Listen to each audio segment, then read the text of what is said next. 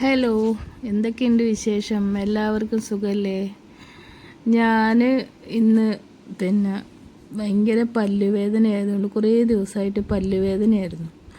പല്ലുവേദന ഡോക്ടറെ കാണിച്ച് മരുന്ന് കഴിച്ചിട്ടൊന്നും വേദന അങ്ങനെ കറക്റ്റായിട്ട് കുറഞ്ഞ് വരുന്നുണ്ടായില്ല. അങ്ങനെ 2-3 ദിവസമായിട്ട് മരുന്ന് തുടർച്ചയായിട്ട് കഴിച്ച് അതിൻ്റെ വേദന ഒന്ന് കുറച്ച് കുറഞ്ഞപ്പോൾ ഞാൻ പല്ലിന്ന് പറിച്ചു. പല്ല് പറിച്ചത് കൊണ്ട് ഇന്ന് രാവിലെ തന്നെ ഫുഡ് ഉണ്ടാക്കാനോ അങ്ങനത്തെ ഒരു മൂഡിലേ അല്ല ഉണ്ടായത്. അങ്ങനെ വൈകുന്നേരം ആകുമ്പോൾ ഞാൻ വിചാരിച്ച് ഭക്ഷണം ഉണ്ടാക്കാൻ വേണ്ടിയിട്ട് തുടങ്ങുമ്പം മീൻ വാങ്ങാൻ വേണ്ടി പോയി. അപ്പോൾ മീൻ വാങ്ങുമ്പോൾ നമുക്ക് നല്ല റോഡ് സൈഡിൽ നല്ല ഫ്രഷായ പലതരം മീനും വെക്കുന്നുണ്ട്. അതിനകത്ത് അയല കണ്ടപ്പോൾ എനിക്ക് തോന്നി നല്ല ഫ്രഷായ പച്ച അയല, നല്ല അയലയാന്ന് തോന്നി. അങ്ങനെ റോഡ് സൈഡിൽ നിന്ന് ഞാൻ ഒരു 1/2 കിലോ അയില വാങ്ങി. അത് പിന്നെ ഐസൊന്നും ഇടാത്ത നല്ല മീനായിട്ട് കിട്ടിയതാണ്. അല്ലെങ്കിൽ ഞാൻ മീൻ മാർക്കറ്റിൽ നിന്നാണ് സാധാരണ പോയിട്ട് വാങ്ങലൊരു 3-4 ദിവസത്തേക്ക് ഒരുമിച്ച് മീൻ വാങ്ങി ഫ്രീസറിൽ വെക്കലാണ്. ഇതിപ്പോൾ നല്ല ഫ്രഷ് അയില ആയതുകൊണ്ട് ഞാൻ 1/2 കിലോ മാത്രം വാങ്ങി, എന്നിട്ട് കറി വെക്കാമെന്ന് വിചാരിച്ചു.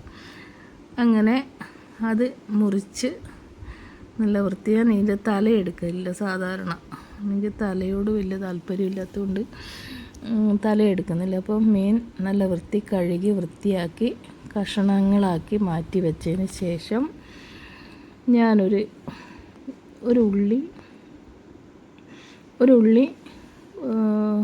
2-3 പച്ചമുളക്, കുറച്ച് വെളുത്തുള്ളി, ഒരു തക്കാളി, ഇതെല്ലാം അരിഞ്ഞ് മാറ്റി വെച്ചു. ഇഞ്ചിയും, ഉള്ളി, തക്കാളി, വെളുത്തുള്ളി, പച്ചമുളക്, ഇഞ്ചി, ഇതൊക്കെ ചെറുതായി അരിഞ്ഞ് മാറ്റി വെച്ചു. എന്നിട്ട് അടുപ്പത്തേക്കൊരു ചട്ടി അടുപ്പത്ത് വെച്ചു. പിന്നെ അതിന് ഒരു 2 ടീസ്പൂൺ വെളിച്ചെണ്ണ ഒഴിച്ച്, പിന്നെ അരിഞ്ഞ് വെച്ച ഉള്ളി, ആദ്യം ഉള്ളിയും പിന്നെ വെളുത്തുള്ളിയും പച്ചമുളകും ഇഞ്ചിയും എല്ലാം കൂടെ നന്നായി ചൂടാക്കി വഴറ്റിയെടുത്തതിന് ശേഷം അത് കുറച്ച് നന്നായി വഴറ്റി വന്നതിന് ശേഷം പിന്നെ ചെറിയ തീയിലൊന്ന് വഴറ്റിയെടുക്കുന്നത് കേട്ടോ. അതിന് ശേഷം പിന്നെ തക്കാളി ഇട്ടു. അപ്പോൾ തക്കാളിയും കൂടി ഇട്ട് നന്നായി വഴറ്റിയതിന് ശേഷം പിന്നെ അത് വേകുന്നവരെ കുറച്ച് സമയം മൂടി വെക്കണം.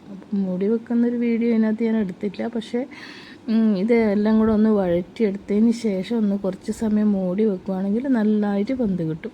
പിന്നെ അതിലേക്ക് ഒരു 1/4 ടീസ്പൂൺ മഞ്ഞൾപ്പൊടി, പിന്നെ ഒരു ടീസ്പൂൺ ഒരു വലിയ സ്പൂണിന് 1 സ്പൂൺ മുളക് പൊടി.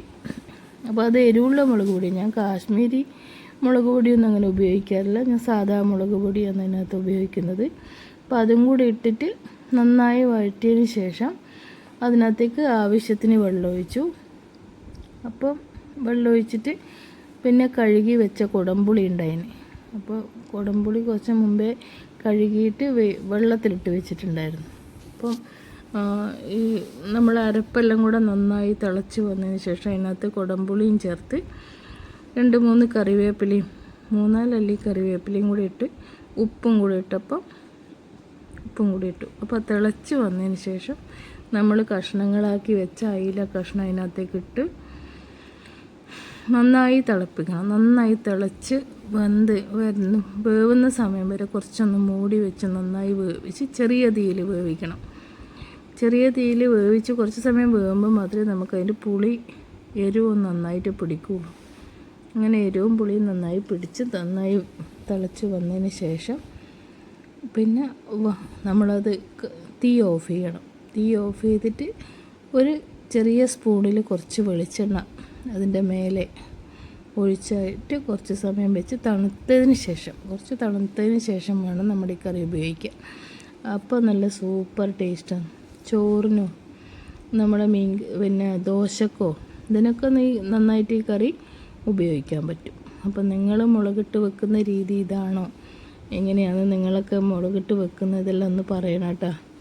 ഇതിനൊരു ലൈക്ക്, കമൻറ്റ്, ഷെയർ, സബ്സ്ക്രൈബ് ഇതെല്ലാം ഒന്ന് ചെയ്യണേ.